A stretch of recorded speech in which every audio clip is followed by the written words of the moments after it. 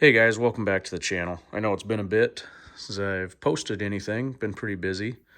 One of the things I've been busy with is working on this new knife design. I'm calling this one the Harvester, and it's meant as a lightweight hunting knife, still full tang.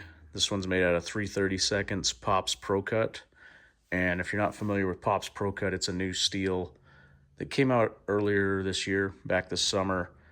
One of Dr. Laren Thomas's concoctions, and so far I'm super impressed with it.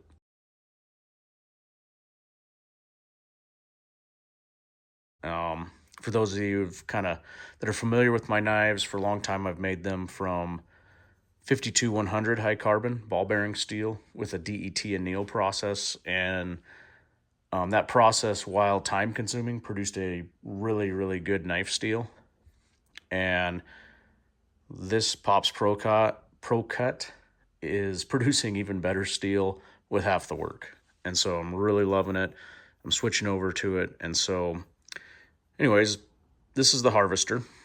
And you can see it's still a decent sized knife. Nice lightweight. I put as much kind of lightening into the handle or to the tang as I can. And right now, this particular knife right here, as you see, it weighs right at 2 ounces. By the time I add, some 1/4-inch G10 scales and a little bit of handle hardware, I would imagine it'll probably weigh 3 to 3.5, and then throw in a lightweight Kydex sheath, and it should be pushing between 4 to 5 ounces. So pretty lightweight for a actual fully usable, durable knife made out of an awesome steel. And Pops Pro Cut is pretty cool because Laren Thomas came up with kind of 2 different heat treat routines depending on what you're going for. And if you're going for edge retention, he's got one recommended heat treat. And then if you're going for toughness, he has a different one. And so this one's been heat treated actually for edge retention. But what I'm going to do today is I'm actually going to chop a 2x4 like I've done previously in other videos with my bush hunter knife. And I just want to kind of see what this knife will do.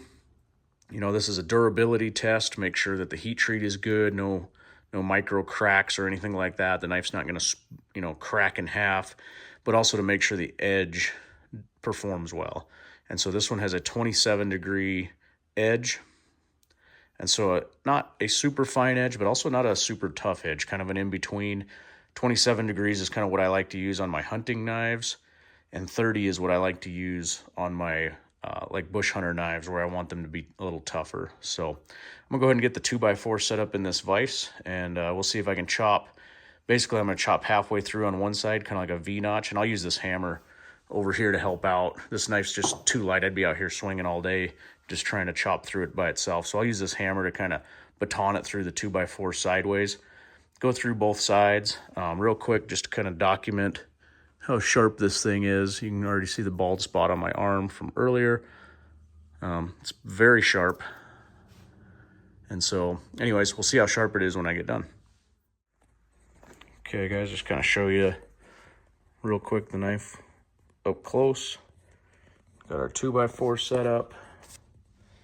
And it's just stacked on these other blocks. This just keeps it from twisting out of the vise. And so I'm just gonna basically V-notch halfway, flip the 2x4 over, V-notch the other way, and we'll kind of see how the knife how the knife performs.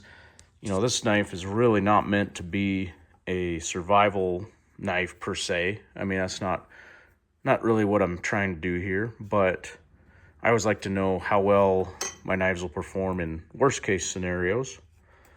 Certainly if you got caught up on a mountain and this is what you were carrying with, you'd have a decent knife with you, I think, as long as it's durable. So anyways, I'll go ahead and get started here.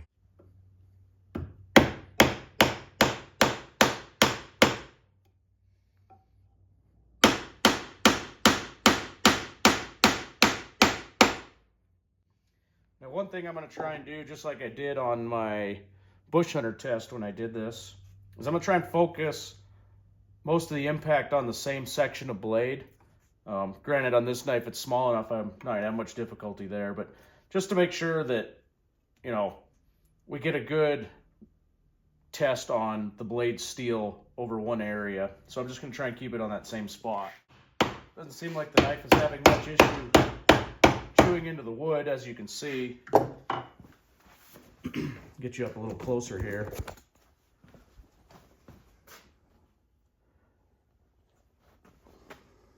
You know, definitely no issues so far, other than it's a smaller knife. So just finding a place to actually be able to hit, I'll have to focus my hammer strikes up here.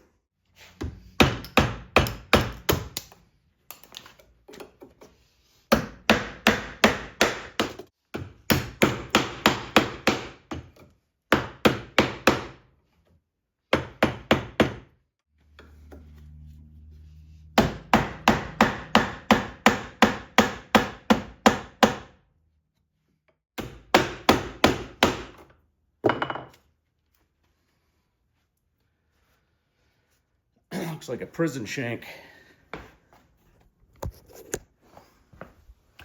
Okay, so there we're pretty close to halfway through there. As far as the edge goes, can't really see anything too major there. Clean these wood chips off real fast.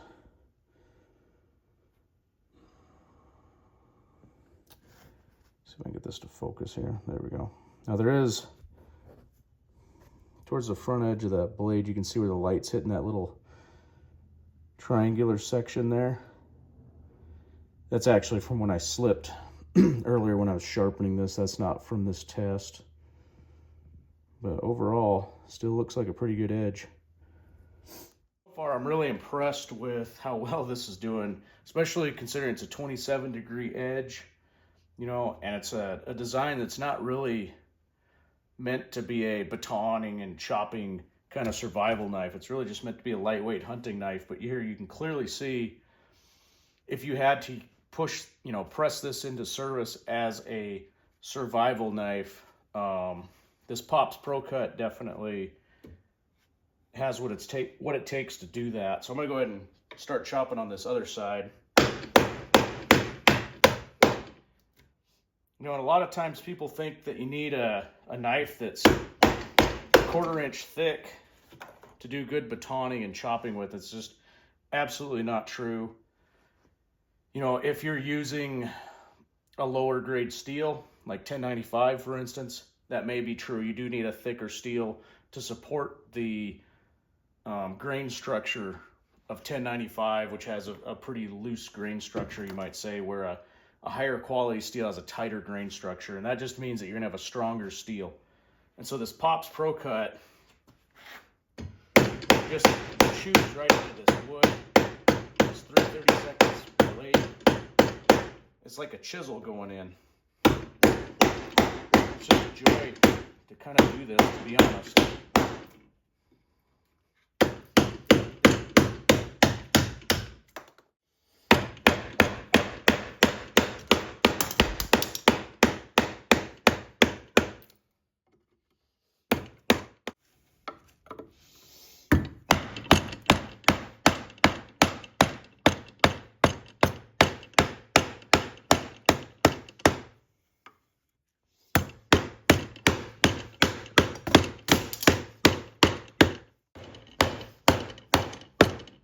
It's starting to crack, I think. Yep. It's made it about 3/8. You can see here kind of roughly how much was left. About 3/8 of an inch to a 1/2 inch, somewhere in there, before it finally gave out. But how about the knife? That's the more important thing.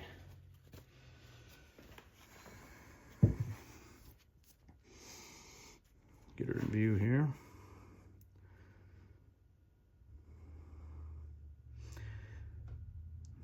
Not a roll or a chip. Look at that.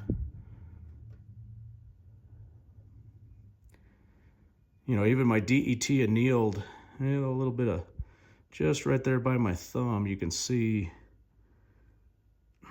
it's hard to tell Take my glove off real quick, see if I can even feel that.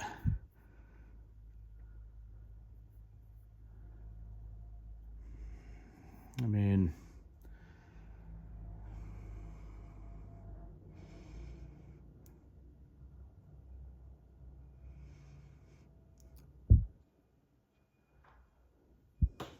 maybe just the slightest, tiniest little roll. I mean, tiny.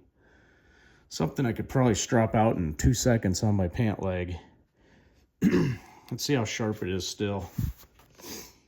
You know, right before I started this test, I could shave the hair on my arm with it. So let's see how sharp it is now.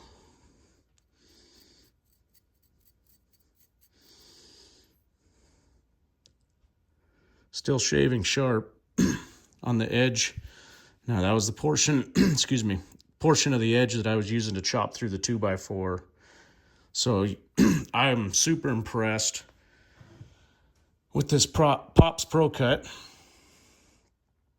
27 degree edge, not an issue being beaten through a 2x4, which is probably more abuse than majority of people are going to do to a knife like this. Something that's really just meant to process game. But if you were to be caught up on a mountain in a storm, you'd still have a significant tool with you to help you survive.